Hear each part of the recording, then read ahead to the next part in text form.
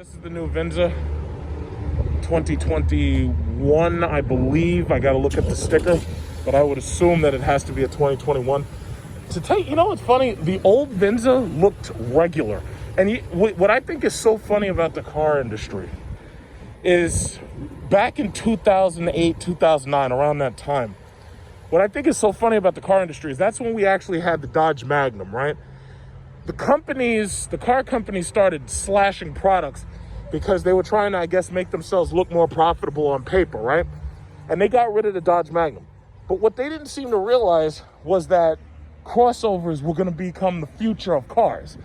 And basically what it was people just wanted a lot of space. They basically wanted a wagon, but they didn't want the effeminate nature of a wagon.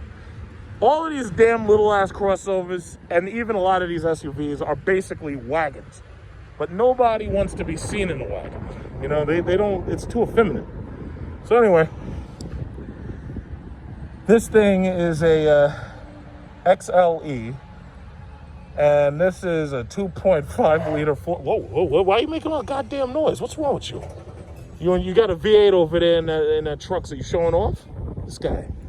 So anyway, 2.5 liter 4-cylinder hybrid system, yeah. Let's see. So they say manufacturer suggested it's 36,000 and the total's 38. Okay. So basically, from what I can see, it looks like a regular, it looks like a RX, basically. Okay. Oh yeah, this lovely, beautiful Toyota interior. Ooh. Uh-oh, wait a minute. I think they're about to surprise me. With something. Uh-oh. Oh, man. Yeah, this guy's up there looking at me to make sure. He's like, oh, gee, can this guy even fit in there? Oh, no, these damn things are small. Jesus Christ. That guy's racing on the Sunrise High. Okay. This has heated and cooled seats. Very impressive. Okay, so right away, you've got heated and cooled seats, so I'm very impressed. However, interior is a little bit cramped in my opinion. Now, this gauge cluster thing is like really weird because it's like you have to reach all the way in there to do stuff. They got a power button right here. It feels like you're massaging the bull on Wall Street. That's what it feels like. If you look at this, you can reach behind the power button. What, like, whose idea was this? Like, you ever seen people take photos with the Wall Street bull? It looks like you're massaging the bull right here. That's no bueno. Okay, so we got heated and cooled seats. So already, okay, I'm a little happy. I'm not gonna say I'm not happy about that because everybody already knows if I don't see them heated, cooled seats, we got a problem. Okay, so what else we got? I'm not sure. HVAC system. This thing is very tight though. The last Venza actually feels like it offered more driver and passenger space, but this thing feels very, very tight in here. Feels very, very, very, very, very tight. And then we got memory seats. Okay. It's definitely, this is like everything I've come to expect from your typical Econobox. They got EV mode right there. Got the drive modes and whatnot. Man, a lot of people making a lot of noise today. I don't know what that's about. It's got this full rim mirror right here. That's cute. Passenger airbag, typical safety features, door lights and chimes and whatnot. But I have to say, the inside of this thing isn't really as big as I expected. The old Toyota Venza, I really believe was more spacious than this. It's as if they reduced the size considerably. It looks, I'll say, you know what this feels like? It kind of is a lot like, let's say, a cheaper version of a Lexus RX. That's what this is like to me. It's like a cheaper version of that RX Lexus. So they got heated seats. They got the high beam button and the stability track and whatnot. it looks like we've got USB. We got USB, we got dual USB ports. Now those are yellow USB. Is that yellow? Yeah, looks like that's yellow. So we got yellow USB ports, and it looks like a headphone auxiliary jack. Okay. So that's good. And what do I got here? Anything here? We got a cigarette lighter adapter right there. I have to say, I do like the way that they just put this there and they separate it so that the passenger has access to it and the driver has access to it easily. So I really that's a good design decision. I like that. But let's see, other than that, typical touchscreen placement like a BMW. Everybody's putting them out as high as possible. You know, it's very straightforward. I think they said, what is it? I think they said typically if these things are loaded, the price difference between this and a loaded Rav4 is about $3,000 to $4,000. That's what I heard. So, hey, so I just fired up the Venza. In fact, let me just do that again so you can hear it. I want you to hear this thing when I fire it up, okay? Damn thing is dead silent. It's dead silent. There is no sound. No sound whatsoever. It says ready. Okay, let's fire up that cooled seat because you know I have to have that. And okay, this car is dead silent. I mean, when I say dead silent, I mean it's dead silent. We're gonna get it out on the road. Wow. Now I'll tell you what. I think I'd rather have this than a Rav4, honestly. But this thing is dead silent. Dead silent. You hear nothing. In fact, I'm starting to think that if this thing has like electric style motors or something, it probably accelerates pretty decently from a dig. Let's see. Where can I go? 0 to 60. Wow, Jesus. Woo. Okay. So this is just brand new. This is just in brand new little Venza, new Venza 2021. And this is the near future, I guess you could say, of Toyota. Now, I've seen some Toyota Camrys that had like red seats inside. You know, it was like everybody's trying to be like Mopar now. But I've seen some, red seats in these Camrys. I guess that must be a special edition or something. They look pretty cool. But I think colors would definitely liven this up a little. There's no moonroof in here, and I don't know what their moonroof system looks like. Like maybe it's a panoramic roof or whatnot. I really don't know. So we'll see what that ultimately looks like. As far as the map, they don't have the navigation app installed, so you can't use that. All of these things should be coming standard with navigation. But what do we got here? Let's see, we got miles per gallon and whatnot. It looks like we've got an infotainment system here. Okay, so it's got lane keeping, collision avoidance. It has cross traffic. As you can see right there, it's got cross traffic. It has the parking on and off switch so that if you're backing up, you don't get that excessive beep constantly. This is the phone system right here for the phone, so you can activate the phone with your left hand. This is the lane avoidance right here. This is the forward collision. So all of those things are basically on this side, along with the cruise control. This is a very, very quiet car. Now, I can't use the radio because YouTube will listen to it, and YouTube will they'll give me a copyright flag. So I don't want any radio at all in this thing. So I'll try to listen to the radio myself a little bit later and see how well that goes. But to tell you the truth, I would probably say if you're used to driving their hybrids, then you're used to having a dead silent car. So my question is, okay, well, how does the road noise feel? Or how does the road noise sound? Because I will say this so far, I don't know how the highway traffic noise sounds, but I'll try to get it up to speed. But it's got a relatively soft ride, but these roads aren't really that challenging because these roads are relatively decent. This is not inside like Manhattan, where the roads suck all the time, you know, and they're all chipped up and broken. These roads are pretty soft. But it's very, very quiet. It's eerily quiet in this thing. Like, you know how they had to make the cars make sound in order to let blind people know that these things are coming? This thing is very, very, very quiet. Now, this guy got near me, and I know there's a couple of collision avoidance systems in here. Well, I guess I might as well let you go since your car is better than mine because I have a regular Toyota and you have a Lexus, right? So I guess I got to let you go. But I'll tell you this, if I was in my Mopar, oh, believe me, you would have waited. I'd have never let you go. But because, you know, we're all driving, you know, Toyota products, it's like I'm going to let you go. And that's about it, you know.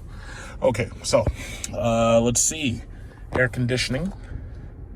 Got nice air conditioning here. So we got auto. You can put it in auto. Leave everything to the car to decide. And this has EV mode. So if I push EV mode, it goes into EV mode. You see it says EV mode right there. Like when I push it on, off, on, off. So now it's on. And in EV mode, let's just turn this down just a little. Okay. Uh-oh. EV mode deactivated. Accelerator pressed too far. Okay, so with this EV mode, you can't push the accelerator down too much. Otherwise, it'll go out of EV mode. So you have to be in a certain amount of pedal push to run EV mode.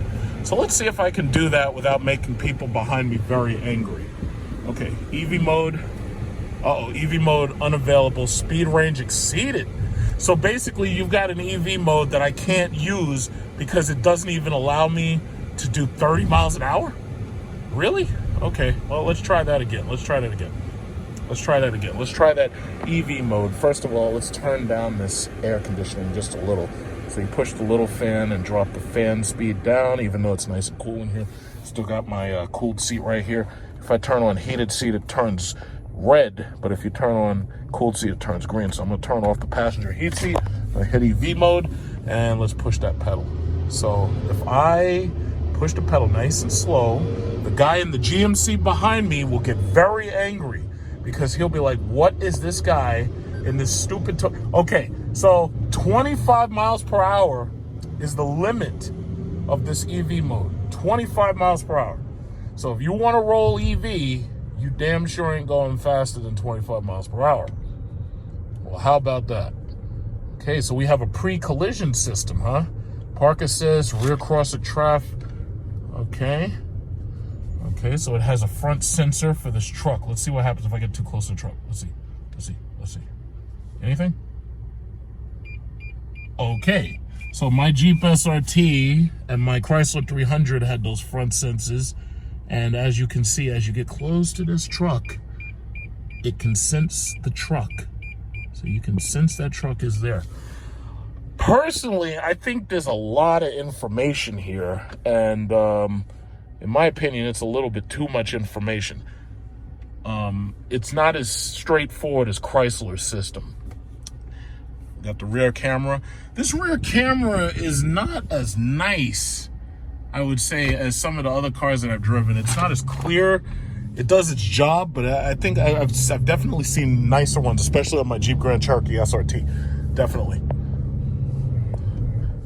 Okay, I hear rubbing because I'm on the lane. So it's got lane keeping assist, and you could probably hear that if I roll the lane. You hear it? Watch that. You hear it? You hear it? You hear that? Okay, so I'll do it again because there's a car right here. There's an Audi. Okay, so go around that Audi. Okay, let's... Oh, we got the T1000 in the back Mack truck. He's trying to hit me. He's trying to kill John Connor. Got the Mack truck up here with the T1000, and he's up there trying to run John Connor down because he's driving around like a slow-ass Toyota. Oh, man. I swear to God, you have to have a very active imagination in order to make Econo boxes exciting. You really do. But fortunately, I have that imagination. Okay, what else do we have? What else do you have for us? So you can control the radio right here. And there's also a voice control button. Driving supports. Okay, why not? Look at that. That's a Trailhawk right there. Okay, it goes into EV mode as long as you stay below 25 miles per hour. It'll go into EV mode. Okay, fuel economy. Yeah, it's too early for that because this car basically had like almost no miles on it. It was like basically 8 miles on this car. I just put 2 on it. And I'm gonna get ready to try to turn around. I'm trying to use part of the highway if possible. It's very quiet, very smooth ride. Very, very smooth, very quiet. And not a lot of space in the back, especially if you want to sit behind me. You're not gonna get much space in the back here. You know, for 38, it's no wonder to me the reason why Jeep Grand Cherokee sells so well. Those things for $38,000 or $40,000, those things are huge. You get a lot of space, you get a lot of cargo room. These kids with these bikes. It's like a bike club. It's like the Goonies. Got the Goonies out here. Look at this guy. It's like everybody got a bike out here. Everybody got a bike, and I'm rolling a Toyota Venza 2021. How about that? Okay. Oh yeah. Well, listen. The truck is here too. Don't get mad at me. It detects them. Look at that. It detects the children. So you can actually. So that kid came really close to this car.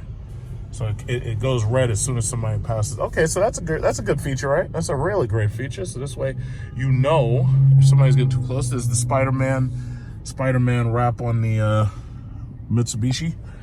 Okay. So, yeah, I mean, what else we got over here? We got the mirrors and stuff.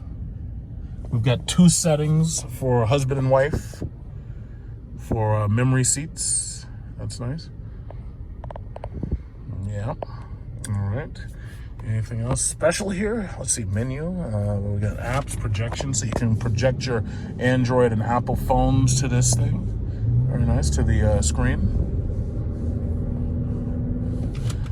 Now I'm hearing the engine, because before I really wasn't hearing it that much. This is like a 2-point-something liter 4-cylinder, and you know, it's as small as they pretty much can go for something this big. But if you're an Uber driver, I think you'll appreciate it because you'll probably get a lot of miles to the gallon. So you'll definitely you'll appreciate that. I can also take it out of EV mode. And I can put the drive mode to sport. Okay, we have sport, we have normal, we have eco. Now, I'm gonna put it in sport. And they also, as you can see, they have a charging system right there that tells you when the battery is fully charged from driving it regularly and recharging the battery so that you can go to EV mode and then drive around at speeds below 25 miles per hour. Okay. How about that? Latest 14.1 miles per gallon, range 83 miles. Apps. You got these big buttons for apps.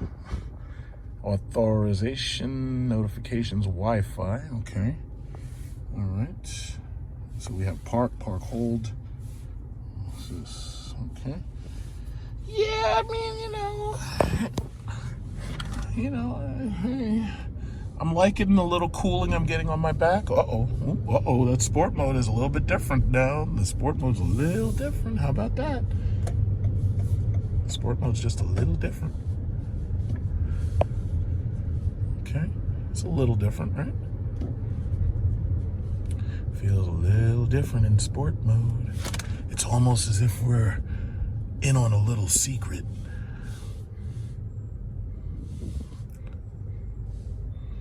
Mm-hmm.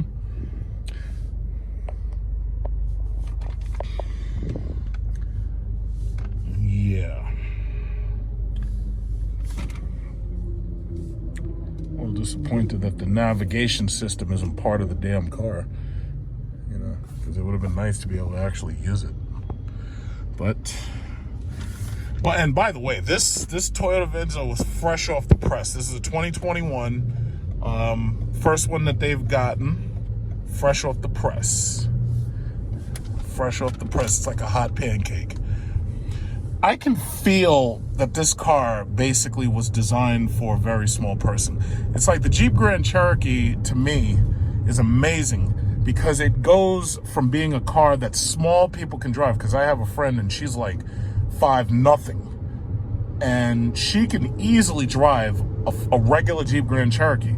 But meanwhile, that thing is able to adapt to gigantic guys, and even the Durango, the Jeep Grand Cherokee and the Durango can go from being a car for small people to gigantic people, and there's one right there, very, very easily. And I've noticed so many women driving them and being very happy. None of them ever complain about how big it is.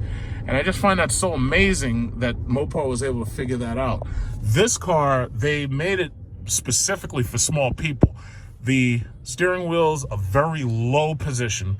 The seat doesn't allow me to sink into the floor as much as I want to sink into the floor.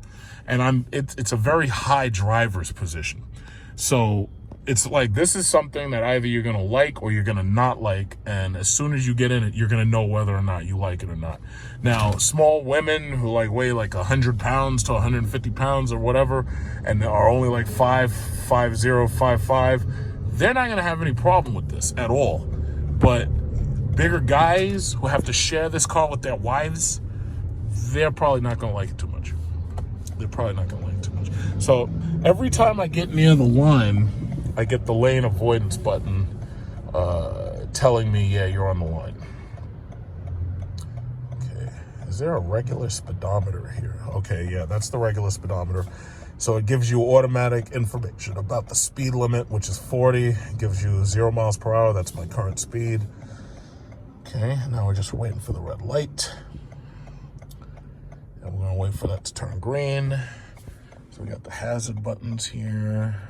That looks like it's capacitive touch. Oh no, it's not. It's an actual push button. Okay. It looks very, very straightforward. It's like everything you'd expect out of, like, say, a Camry or, you know, or one of their Highlanders or something. Everything's very, very straightforward. But I will say this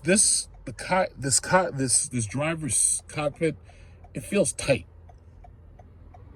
And I mean, some people, like, if you're a small person, you know, you won't notice it, but it's like, I just think, and I've driven other economy cars that have this much physical interior space, but it's the way that the cockpit is bunkerized that makes it feel tighter than it really should be, you know? And granted, I'm a big guy, but I've noticed that a lot of these women, like even this one right here with that MDX, I've noticed a lot of women are picking big cars. And women want big cars for a number of reasons. Number one, they want to feel empowered, like Milan. And they also want to feel that, you know, that they have a big car, big enough for the whole, okay, this is sport mode, okay. In fact, let me drop that down to 0. Let's see, okay, let's drop that down to 0. Let's drop that down to 0. Okay, that's 0. Okay, let's go. Everybody's probably looking like, why the hell did he stop that thing in the middle of the street? Let's get to 60. Okay, that was 60. So basically, in the amount of time that it took me to get to 60, I could have made a matcha latte in that amount of time.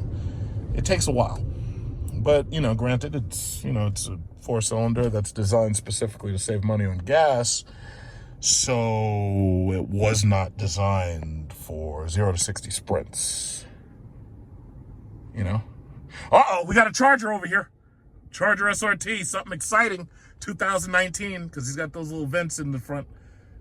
Got a Charger right here. Finally, an exciting car. Something that actually makes noise. Oh, wow. Silver Charger. Okay, everybody. Let's just drive at 25 miles per hour since we are in EV mode or something. Okay, where's this guy? Come on. Okay, I'm going to get over here. I'm going to give everybody space so that they can blow past me, like this horribly ugly Honda that has the stanced wheels. I hate that. Ugh. It's like I can't wait until he hits like a manhole cover and it like tears his entire undercarriage from under the car. Because when those people are driving cars like that, what it does is it holds up traffic, because every time they come to a very low point, they can't just go right over it. They have to like slow down, and it holds up traffic for no good reason. I just hate that. And it's a Honda. You know, it's a Honda. That I can't abide by that. Ugh. So anyway, what else we got here? This lady's got herself a Hyundai. Okay. But yeah, I mean, that's what the car is, man. That's what it is. That's all it is.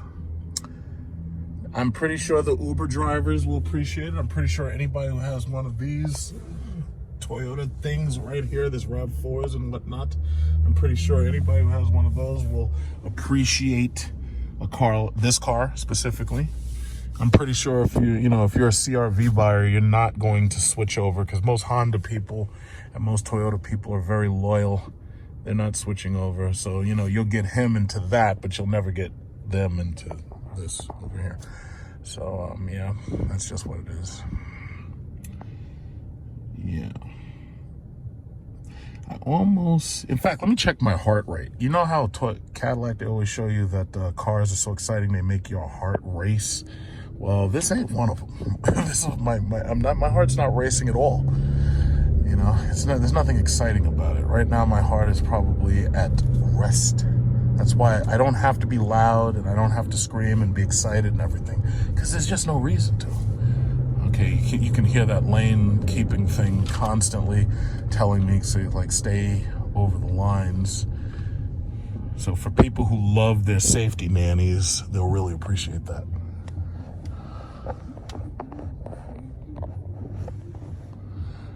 Welcome to New York City traffic. So the beautiful thing about this is I'm first in line, so it's easy for me to do a quick 60 run. Who's blowing? Why are you blowing? I'm here trying to shoot a movie. What's going on with y'all? Jesus. They're blowing at each other. I will say this, another thing, this is a great car for people who want to disappear in traffic and don't ever want anybody looking at them. This is great for that. This is a brand new Venza. Nobody's looking at me at all. Like, nobody cares. Like, nobody cares at all. Okay, who goes next? They go. And then after they're finished, then we'll do our quick run to 60. We're in sport mode. We'll do a quick run to 60. You can count how long it takes me to actually get to 60. I think it'll probably come in between maybe like a half an hour and maybe a day or something. Okay, I'm about to get the green light. I'm gonna do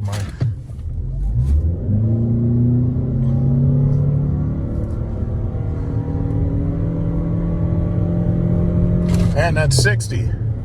And it also shows you the lane that I'm not paying attention to.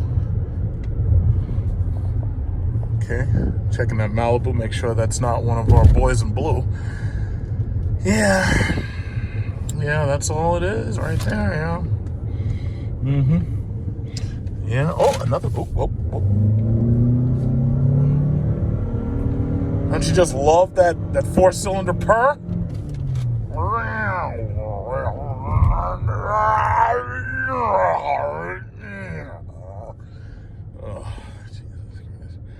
But anyway. Oh, look, we got some runners right here. I'll just slow down so everybody's nice and safe from the impending Venza. Okay. Yeah. Look at this guy with the Toyota. He's got the Rav4. He's going to test me.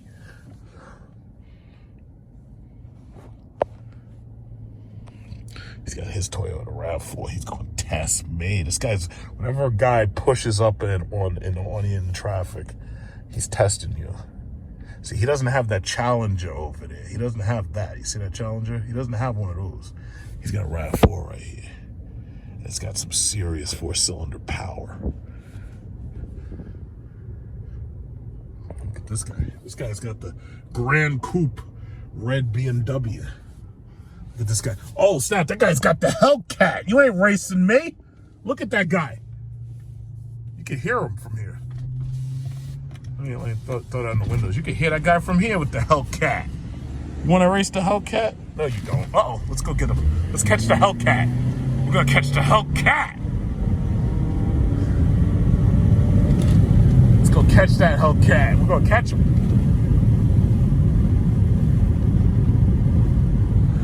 everybody else is back there, and I'm all the way up here, and everybody's looking at me like, why is that guy speeding and he's in a Toyota? Like, why is he doing it? It doesn't make any damn sense. Look at this guy. This guy's got the Hellcat. Jesus. This guy's got the black Hellcat with the blacked out tinted wheel and windows and everything. Go. So here you are, you're driving around in a car that's got like 3 times more power than like everything else on the road. Uh-oh, I think that's another one. Nope, that's a SRT model. But you got some loser in a Toyota Venza next to you trying to drag race you. It's like, what would you do?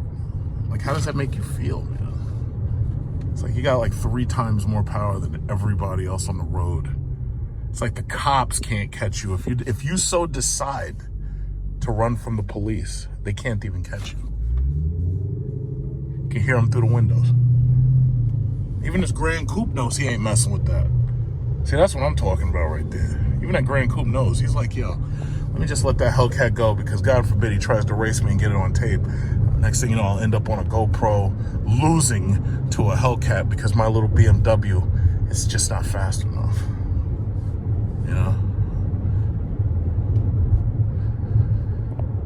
I have to say, this is a very quiet car and it has a very comfortable ride.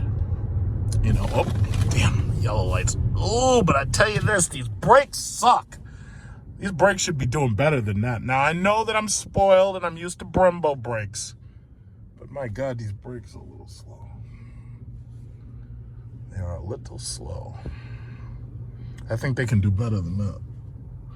Okay, I got this guy right here with the Chevy Snailblazer checking out my ride. He's got the Chevy Snailblazer Super Snail. No, actually, he doesn't have the Super Snail version. He has the regular version, but it doesn't really matter because, you know, it's just a Chevy. So anyway. But I will say this, that's what a real Blazer should look like, not this ugly Econobox Blazer that we've got nowadays. It's like, why do they have to make everything look like a damn Econobox? Why can't it be like a big, manly, square-jawed truck? The new Blazer is boring. So boring that the only thing that GM's doing is selling more Jeep Grand Cherokees by releasing such a boring car. Stop making everything look pointy and curvy and effeminate. We don't want that. We don't want that at all. We want Snail Blazers that look, you know, like boxes. Not Econo boxes, but boxes. Boring, so boring. Yeah, but I'm liking this. This is really nice. So I think you know, this is definitely a great vehicle for somebody who's, you know, trying to switch up out their Rav4. Definitely. And I'm sure, listen, if you want to know any technical information, like I demonstrated this EV ride for you, and I think I demonstrated sport mode for you. Now, if you want to hear the technical information, you're probably going to want to go to like Car and Driver or Motor Trend or something like that. But what I can say, comfortable ride, small driver's position. There's a couple of things I would have changed about it. I honestly, the last Venza was more unique, in my opinion. But this is, you know, you can get some, you can take some getting used to this. You can get used to this. You can get used to this. You know, I'm liking it. So, you know, it's got cooled seats. You know, it's got cooled seats. I mean, there's no argument. You know, it's got cooled seats, right? Ain't that something? And then there's Hyundai over here. Okay, so this is the XLE Venza. So why am I checking this out? Well, basically it's like this. We were considering, you hear that? Yeah, this thing sounds like a ghost in the front. You hear that? It goes, oh, you hear that? So anyway, I was looking at this as a replacement for a Rav4. You don't hear it, it's so silent.